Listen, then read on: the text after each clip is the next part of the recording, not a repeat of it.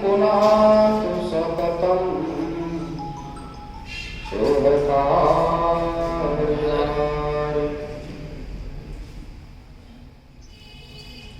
अखिल भारतीय विद्यार्थी परिषद प्रयाग महानगर के तत्वावधान में राष्ट्रीय युवा दिवस के इस कार्यक्रम में मंच पर उपस्थित समस्त दायित्वधारी विद्यार्थी परिषद के अधिकारी व कार्यकर्ता आदरणीय डॉक्टर राजेंद्र तिवारी जी, श्रीमती आभा त्रिपाठी जी, सुबोध कांत जी व नीरज प्रताप सिंह व सम्मुख उपस्थित आप सभी विद्यार्थी परिषद के कार्यकर्ताओं का मैं अभिनंदन करता हूं। आप सभी को जय सिया राम। मोबाइल को साइलेंट करना पड़ेगा सबको, जब तक कार्यक्रम में रहेंगे मोबाइल साइलेंट रखना चाहिए, ऐसा ये अभ्यास में आना चाहिए। उपयोग करना कि नहीं करना ये आपके ऊपर है,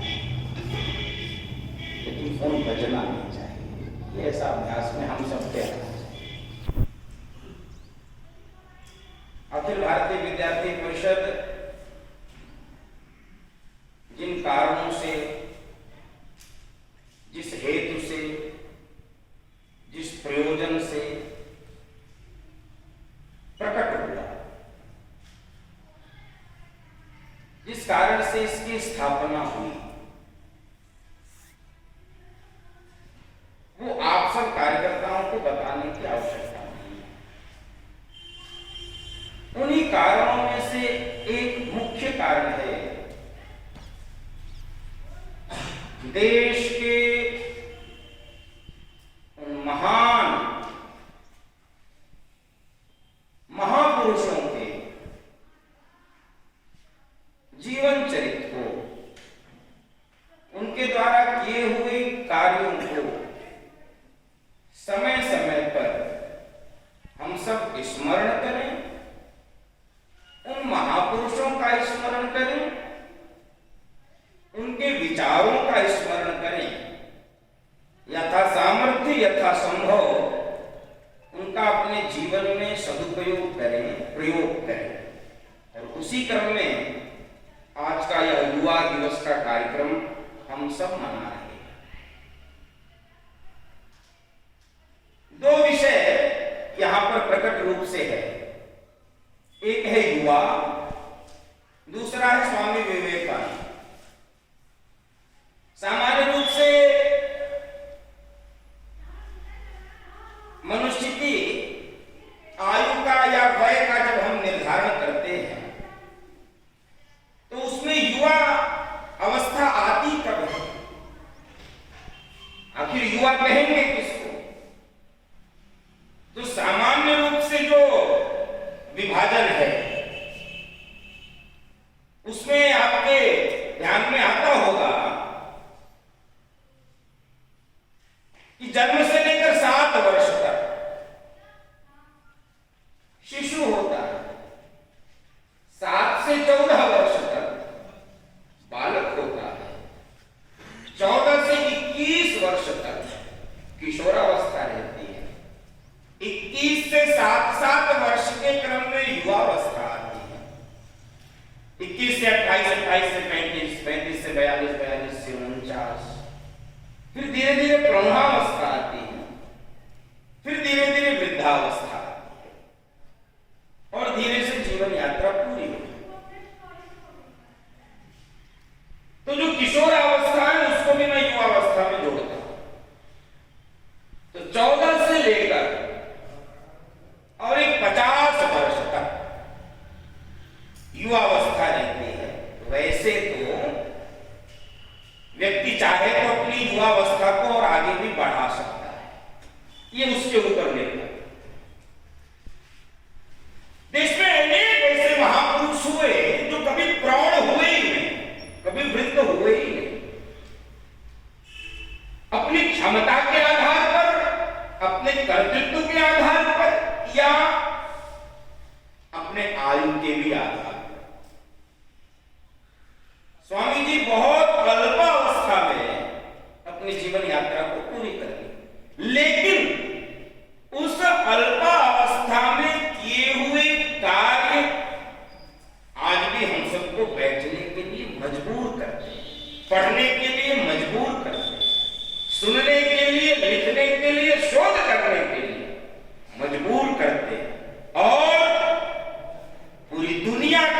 भारत के नहीं, पूरी दुनिया के युवाओं के सर्वमान्य सर्वस्वीकृत सार्वभौमिक यदि कोई नेतृत्व करता है तो स्वामी विवेकानंद जी निर्विवाद रूप से। अब ऐसे स्वामी जी के जीवन को युवाओं से जोड़कर तैत्तिरीयोपनिषद में युवा की एक परिभाषा, उस युवा की परिभाषा में उपनिषदकार ऋषि कहता है, युवा स्यात्, युवा हो कौन? साधु युवा।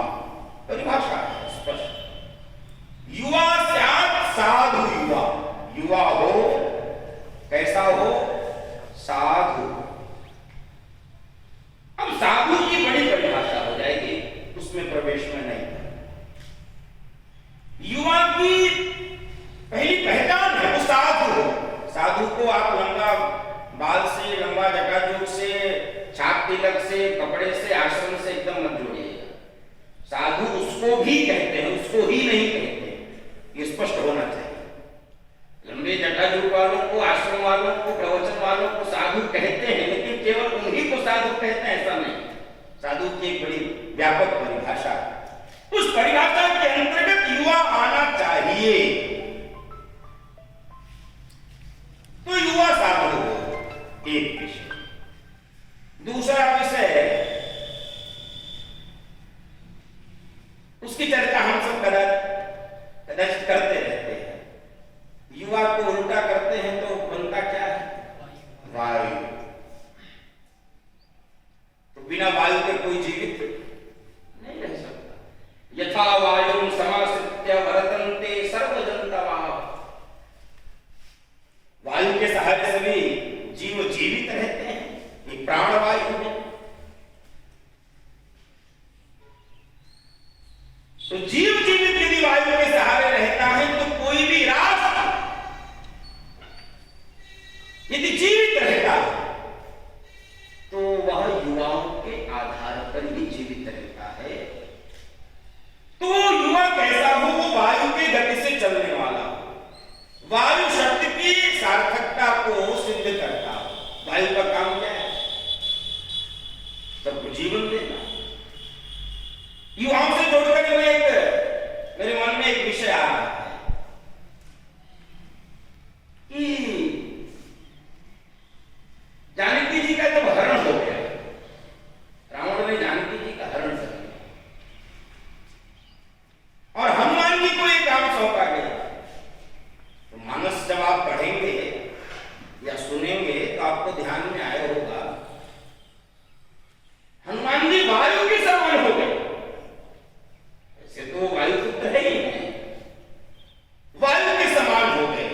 देश में विपत्ति आवे, देश में आपत्ति आवे, देश की संस्कृति का अपहरण होने लगे,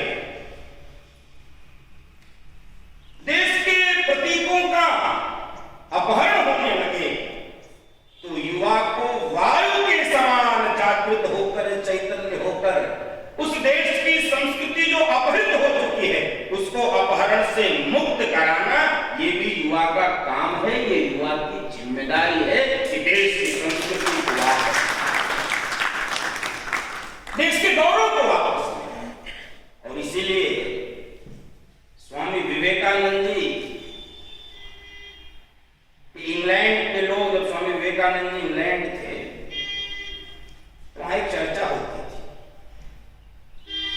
और चर्चा में सदैव जिस काल में स्वामी जी रहे, भारत को, भारतीयता को उपहास की दृष्टि से देखा जाता, हंसा जाता।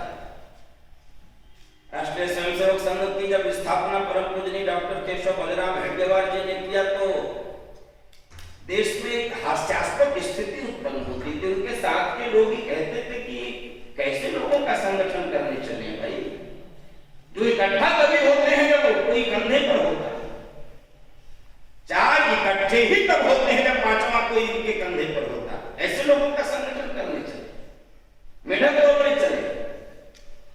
ऐसी हास्यास्पद स्थिति में राष्ट्रीय स्वयंसेवक संघ की स्थापना होती है और कालांतर में विद्यार्थी परिषद जैसे संगठनों का जन्म होता है और आप उसके कार्यकर्ता हैं।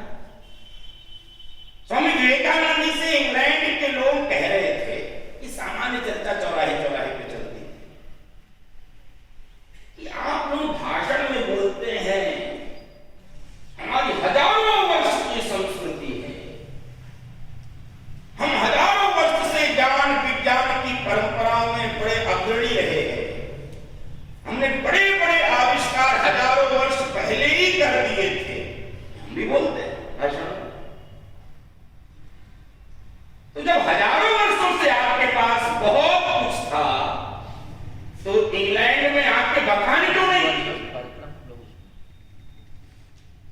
हजारों वर्षों से जो आपके पास ज्ञान विज्ञान की परंपराएं थी, आविष्कार थे, उसका इंग्लैंड में आके प्रदर्शन क्यों नहीं किया, बखान क्यों नहीं किया? आप जानते हैं तब इंग्लैंड में ही सब बखान किया जाता।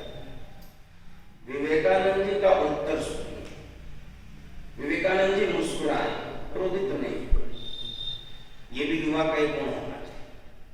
और मुस्कुरा के कहें कि भैया आप ठीक कह रहे हैं, मुझे आकर इंग्लैंड में अपने ज्ञान विज्ञान की परंपरा को प्रकट करना चाहिए था, जो हमारे पास हजारों वर्षों से हमारी ऋषि परंपरा से प्राप्त है। लेकिन ये बताओ कि हजारों वर्ष पहले इंग्लैंड कहां था?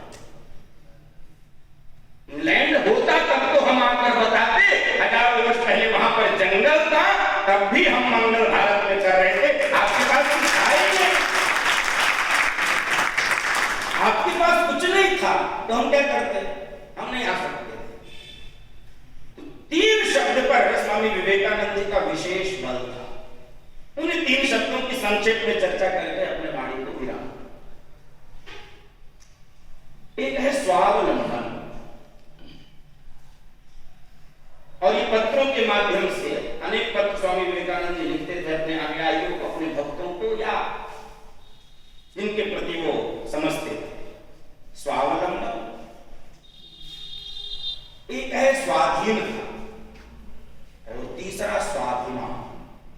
फिर से स्मरण करिए, स्वावलंबन, स्वाधीनता और स्वाभिमान। न्यूयॉर्क के ईटी स्टर्डी नामक एक व्यक्ति को पत्र लिखा स्वामी जी, और स्वामी जी ने उसमें ये बताया कि हमको हमारे गुरु का एक वरदान प्राप्त है। वरदान क्या है? वरदान ये है कि केवल बातें करके नहीं, अपितु यथार्थ जीवन की इच्छा। समझिए, ये सूत्र है जीवन का। केवल बातें करके नहीं, यथार्थ जीवन जीने की इच्छा, आजीवन उद्योग, आजीवन उद्योग, और तीसरा विरामहीन साधना। फिर से 3 शब्दों को दोहरा, विरामहीन साधना, आजीवन उद्योग, और तीसरा केवल बातें नहीं करना, केवल भाषण नहीं देना, यथार्थ जीवन जीने की इच्छा। उस यथार्थ को प्राप्त करने की इच्छा, उस तत्व को प्राप्त करने की इच्छा जिसको हमारे ऋषियों ने प्राप्त करके इस मनुष्य जीवन की सार्थकता को सिद्ध किया। ये स्वामी विवेकानंद जी के गुरु रामकृष्ण देव का दिया हुआ दान है, जिसका उल्लेख उन्होंने न्यूयॉर्क के ईटी स्टर्डी नामक व्यक्ति को पत्र में स्पष्ट किया। तो हम सब भी केवल बात न करें, यथार्थ जीवन जीने की इच्छा। बातों में अधिक समय न बीते, कुछ कर ले जाए। समय कम है, एक बार लगता बहुत। अगर स्वामी विवेकानंद जी विचार किए होते कि नहीं अभी तो बहुत समय मेरे पास है, इतनी अवस्था उनके पास थी, कितने दिन जी? मुझको लगता 39 वर्ष की अवस्था थी अधिकतम। और कई बार तो आप सबकी भी ध्यान, 39 वर्ष तक का व्यक्ति भी नहीं मानता कि नहीं हमारा समय बीत गया है।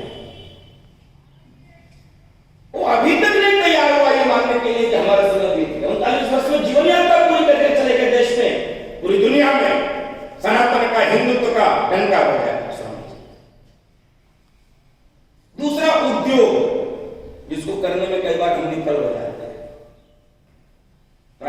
के साथ हम प्रारब्धवादी लोग हैं, हम प्रारब्ध को मानते हैं, लेकिन प्रारब्ध के साथ यदि प्रमुख रूप से भी कुछ मानना पड़ेगा युवाओं को, वो उद्योग है। सुभाषित में आपने सुना होगा, उद्यमे ही सिद्ध्यन्ति कार्याणि न मनोरथे नहि सुप्तस्य सिंहस्य प्रविशन्ति मुखे मृगा। सोते हुए सिंह के मुख में भी कोई भोजन लाकर देता नहीं है। सिंह को भी उद्यम करना पड़ता है।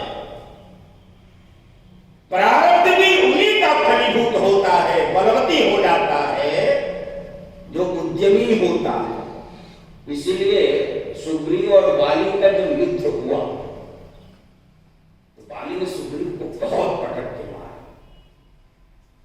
ये बेचारा रोते रोते आया भगवान के पास कि जबरदस्ती युद्ध करवा दी, मैं तो जान रहता हूं बहुत पीटेगा। कह रहे चिंता मत करो, कल हम कुछ करेंगे। क्या करोगे? हम मारेंगे भगवान ने। तो सुग्रीव ने कहा, यार जब तुम मारोगे तो हमको क्यों लड़ने के लिए भेज रहे? तुम्हें लड़ो, तुम्हें मार के खत्म करो। तो भगवान ने कहा, नहीं, लड़ना तुमको पड़ेगा, मारूंगा मैं। उद्यम निकल कर आ रहा है कि नहीं? लड़ना तुमको पड़ेगा, मारूंगा मैं। भगवान किसी को अकर्मण्य नहीं बनाते। भगवान की स्पष्ट सूचना है गीता में भी, कर्मण्येवाधिकारस्ते मा फलेषु कदाचन। तुम्हारा अधिकार कर्म में है, कर्मण्येव। तुम्हारा अधिकार केवल और केवल कर्म में, फल में है ही नहीं है। तो फल में जिसका अधिकार है वो फल देने का काम करे। जो कर्म हमको करना है, उद्योग हमको करना है। और तीसरा, विरामहीन साधना। संकट सबके जीवन में आते हैं, असफलताएं सबके जीवन में आती हैं। यदि मनुष्य हैं तो असफलता आएगी, यदि लगातार सफलता मिले तो हमारी मनुष्यता में ही कुछ संकट है। जीव है, यदि जीवधारी है, मनुष्य है, तो असफलता ना हो ये हो ही नहीं सकता, आएंगी। फिर मनुष्य का काम क्या है? सत्पुरुष का लक्षण क्या है? फिर एक सुभाषित है मेरे दिमाग में, उससे ये विषय स्पष्ट हो जाए। प्रारब्धे न फल विघ्न भय नीचै, प्रारब्ध विघ्न विहिता विरमन्ति मध्या, विघ्नैः पुनः पुनरपि प्रतिहन्यमाना, प्रारब्ध च उत्तम जनाः न परित्यजन्ति। संक्षेप में मैं आपको स्पष्ट कर दे रहा हूं, क्योंकि संस्कृत के विद्यार्थी सब नहीं होंगे। कुछ लोग काम शुरू करते हैं, प्रारब्ध विघ्न भय नीच, और कुछ शुरू ही नहीं करते, कुछ काम शुरू नहीं करते, जिससे विघ्न आ जाएगा। चलेंगे तो पानी बदल जाएगा, जाम लग सकता है, पंचर हो जाएगी गाड़ी, तो चलेंगे तो ना पानी बरसेगा, ना भीगेंगे, ना गाड़ी पंचर होगी, तेल भी बच जाएगा। प्रारब्धे विघ्न भयेन नीचै, इनको नीच कहा था सुभाष। विघ्न के भय से कार्य को प्रारंभ ही नहीं करते। प्रारब्ध विघ्न विहिता विरमन्ति मध्या। दूसरे कौन है? मध्यम। मध्यम कोटि के लोग कौन हैं?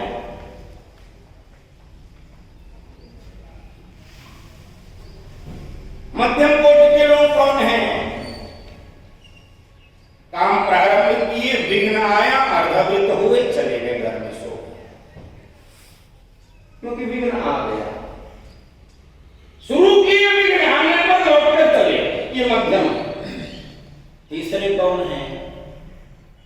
विघ्न ही पुनः पुनरपि प्रतिहन्यमाना। आएंगे विघ्न, पार करेंगे, दूसरा पार करेंगे, तीसरा पार करेंगे। कितने विघ्न आए हनुमान जी के मार्ग में लंका जितने के समय? कितने? मैनाक आया, सुरसा आई, लंकिनी आई, और सारे सिंहिका आई, क्योंकि मैं मानस का विद्यार्थी, सारे विघ्न हार जाते तो मैनाक निकला, सोई फंस जाते, हमको भसना है क्या?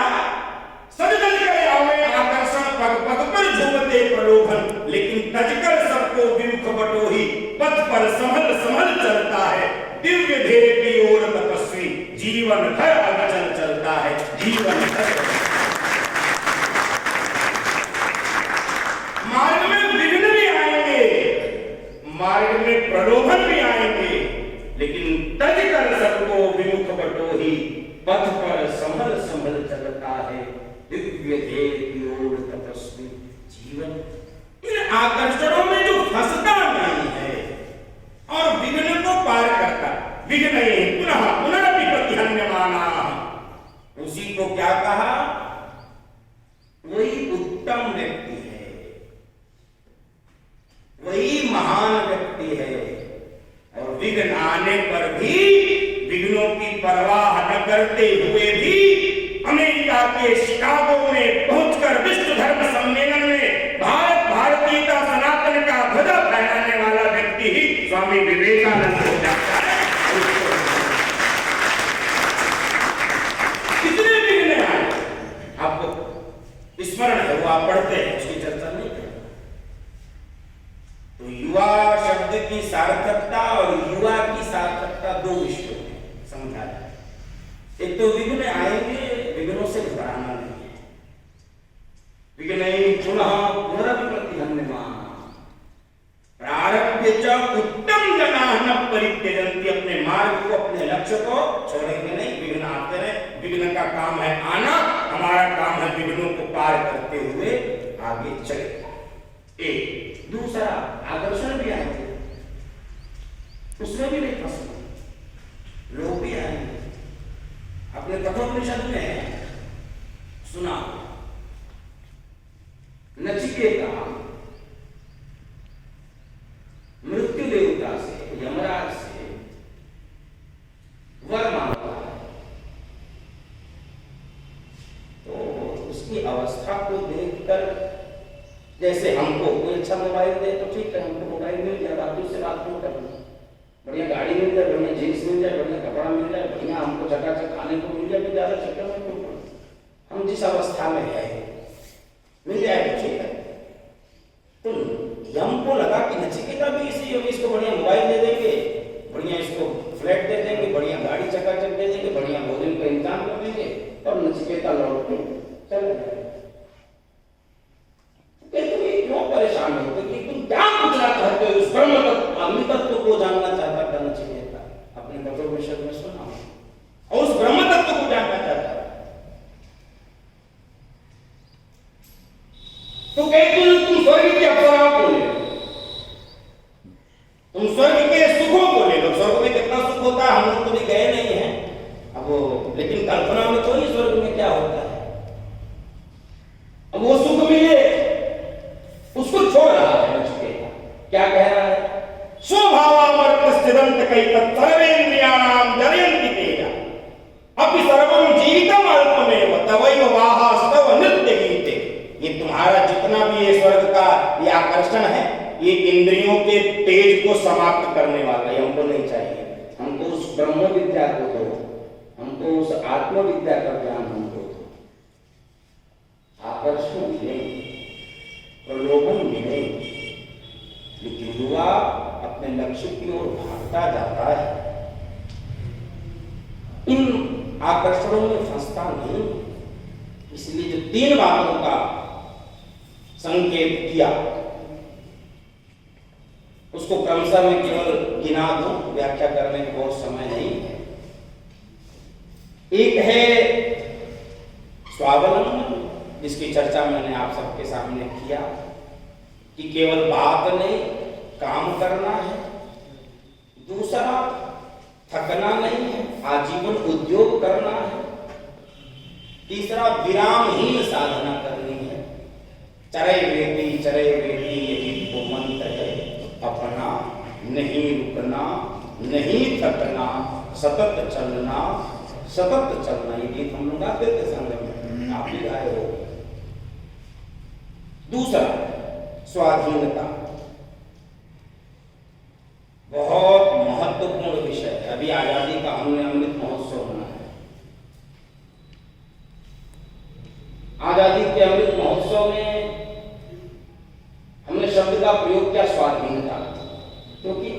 आजादी शब्द कहीं ना कहीं हमारी स्वाधीनता को पूर्ण रूप से परिभाषित नहीं करता। स्वतंत्रता शब्द भी हमारी स्वाधीनता को पूर्ण रूप से परिभाषित नहीं कर पाता। इसलिए स्वामी विवेकानंद जी ने आशालिंगा पेरुमल को पत्र लिखकर बताया कि स्वाधीन व्यक्ति जो है वही स्वाभिमानी हो सकता है और वही राष्ट्र निर्माण में अपनी भूमिका को स्वाधीन। और उसमें एक क्लॉज जोड़ा था स्वामी विवेकानंद जी, उसको समझिए। उस सब प्रकार से व्यक्ति को स्वाधीन होना चाहिए, भाषा से, बोली से, भूमि से, रहन सहन से, खान पान से, उठने बैठने से, अनेक किस भी प्रकार से आप सोच सकते, सब प्रकार से व्यक्ति को स्वाधीन होना चाहिए। लेकिन जो शर्त रखी है वो ज्यादा महत्वपूर्ण है। वो शर्त क्या है? वो शर्त है वो स्वाधीनता दूसरों की स्वाधीनता को बाधित न करती हो। हमारी स्वाधीनता दूसरों की स्वाधीनता को, दूसरों की मर्यादा को, दूसरों के अनुशासन को बाधित न करती हो, ऐसी स्वाधीनता हमको चाहिए। और आचार्य परंपरा का उल्लेख स्वामी विवेकानंद जी ने उस पत्र में किया। जो आचार्य परंपरा की हमारी स्वाधीनता की परिभाषा है वो क्या है? वो हम सब की मुक्ति की है, हम सब मुक्त हो, यही स्वाधीनता की सर्वश्रेष्ठ परिभाषा है या सर्वश्रेष्ठ लक्ष्य है। दूसरा स्वाभिमान, अंतिम जो शब्द है तीनों विषयों का, स्वाभिमान। स्वाभिमान क्या है?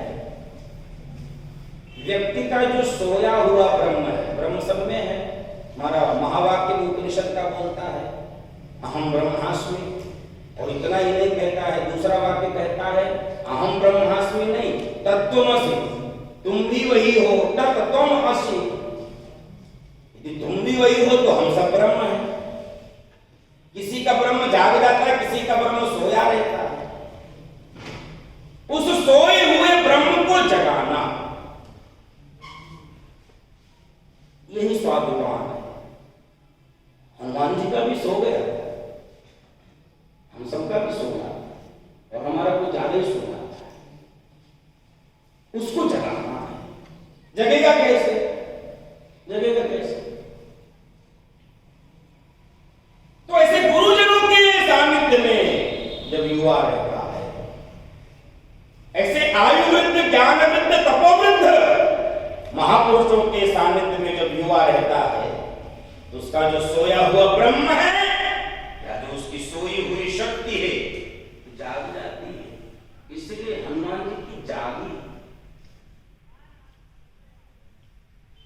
कवन सकाज कठिन जग माही, जाग गए, जाग। राम काज जग लग अवतारा, सुनते ही भयो परमता, जाग गए। और जागने के बाद हुआ क्या? जामवंत के वचन सुहाए, सुहागे। अब देखो अंतिम बात, क्योंकि मैं मुझको बुलाने से पहले थोड़ा संकट, मैं बोलता 4 घंटे, कम से कम 3 से 4 घंटे में कथावाचक, तो हम 3-4 घंटे बोलते रहते हैं। देखिए यहाँ नहीं बोलेंगे, आप डरिए नहीं, क्योंकि मैं जानता हूँ 3 घंटे नहीं, अगर 3 ज्यादा ही बोलते धीरे धीरे पीछे से सरकना शुरू। अभी राजेंद्र जी और ये रावत जी उनसे कहेंगे अच्छा आपने कर दिया। तो अंतिम बात, युवा और वृद्ध, ये समन्वय चाहिए, ये समन्वय चाहिए, ये सामंजस्य चाहिए। ये नहीं होता, ये नहीं होता। युवा वृद्धों के अनुभव को नहीं सीखना चाहता, उनके पास नहीं बैठना चाहता। और ये इस देश का यही युवा शक्ति के ह्रास का कारण है। युवा जब तक वृद्धों का अनुभव, इनका अनुभव कितना होता आपको बता दूं। एक ट्रेन में यात्रा 4 युवक कर रहे थे, एक वृद्ध बैठे, इनको लगा कि नहीं तो वृद्ध है, इसके साथ कुछ भी खिलवाड़ किया जा सकता। मान लीजिए वृद्ध है, कुछ नहीं कर पाए, पूरा बात क्या सोची, इनको लगा कि ये चेन पूरी करके ट्रेन को रोका है। अभी वहां में थोड़ा बात भी तो आता ही नहीं, कुछ ना कुछ ऐसा इनोवेटिव किया है। तो किसी ने कहा, फिर उसमें उनका साथी चेन पुलिंग करोगे तो इसका जुर्माना भरना पड़ेगा। कह रहे नहीं जुर्माना कौन करता है, सब देख लिया। क्यों नहीं भरना पड़ेगा? कह रहे हम लोग इसी बुड्ढे को फंसा देंगे, कह रहे इसी बुड्ढे ने खींचा। तो इसमें से चारों ने कहा हाँ ये ठीक, इसी को फंसा। लेकिन फिर एक व्यक्ति ने कहा सुन लो, मान लो फांसी पे तब बैठे तो जुर्माना कितना होता है? सुनते का 2000, 500 सब में चारों में इकट्ठा किया, एक व्यक्ति ने ऊपर यहाँ पर तो जेल खींच दिया। और रेलवे का कर्मचारी इसने खींचा, क्यों रोका किसने? अभी चारों को घुस रहा है, सोच रहे थे बुड्ढे को फंसा है, कैसे बुड्ढे ने खींचा, कैसे बुड्ढे ने खींचा, कैसे बुड्ढे ने खींचा।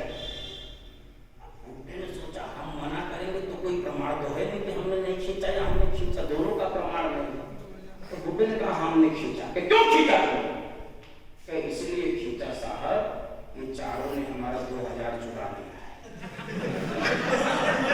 अब विश्वास ना हो किसी आगे वाले जेब में है।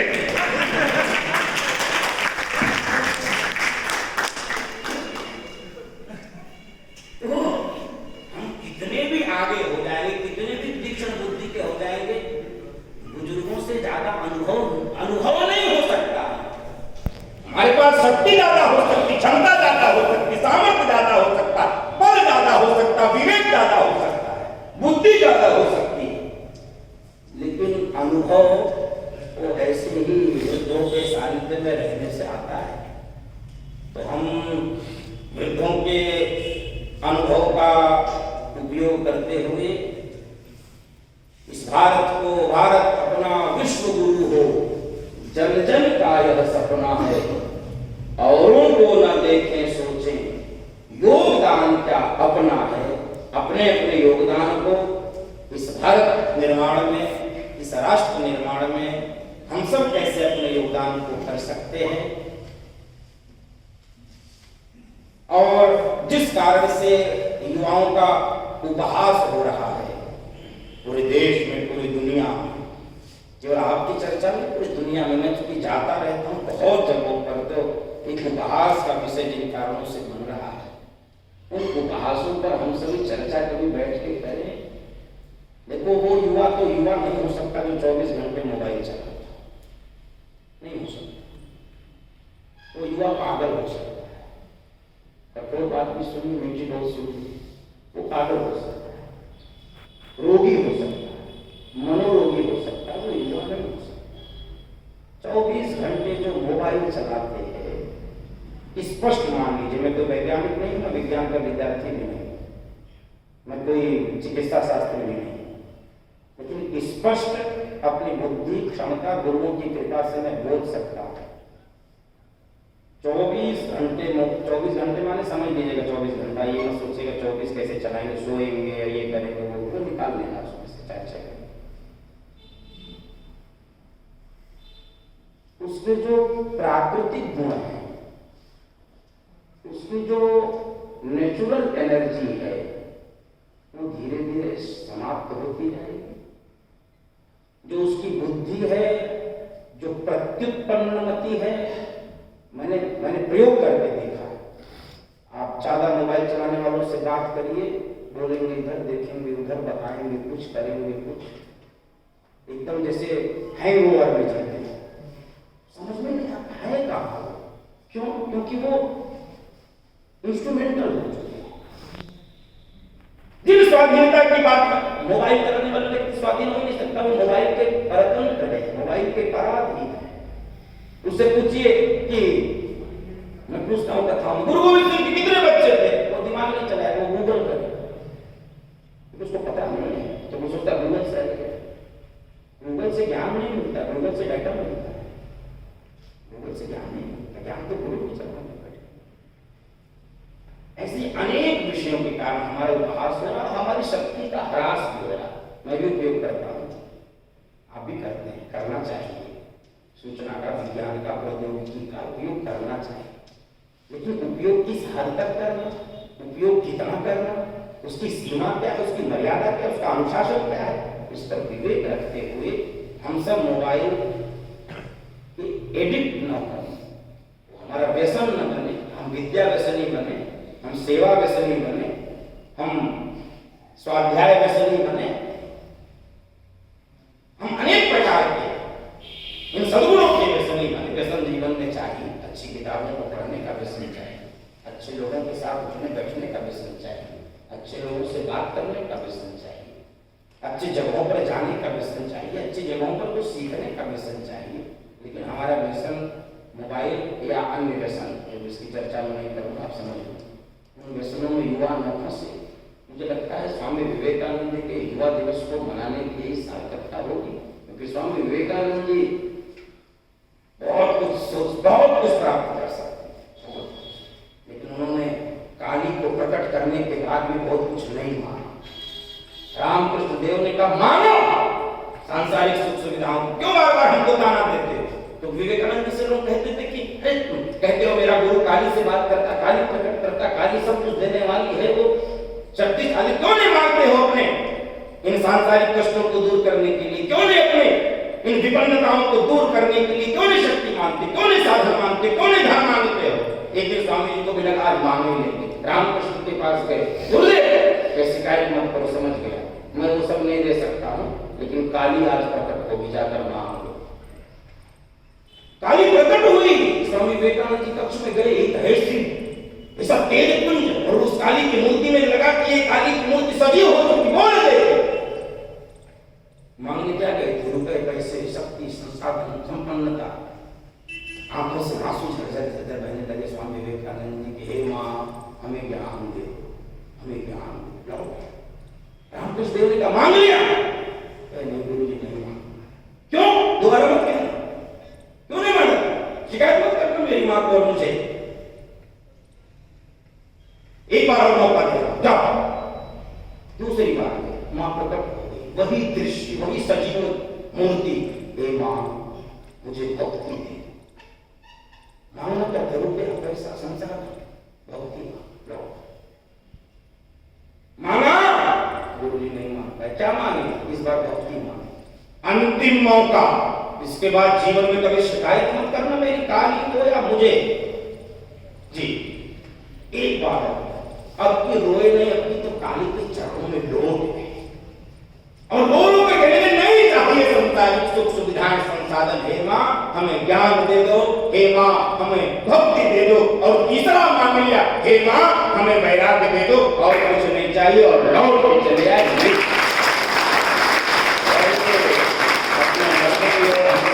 आकर्षित होते रहे। आप सबके प्रति बहुत शुभकामना, बहुत मंगल कामना। आप सब निरोग रहें, अपने लक्ष्य को आप सब प्राप्त करें, आप यशस्वी हों। जय हिंद, जय भारत, जय माता।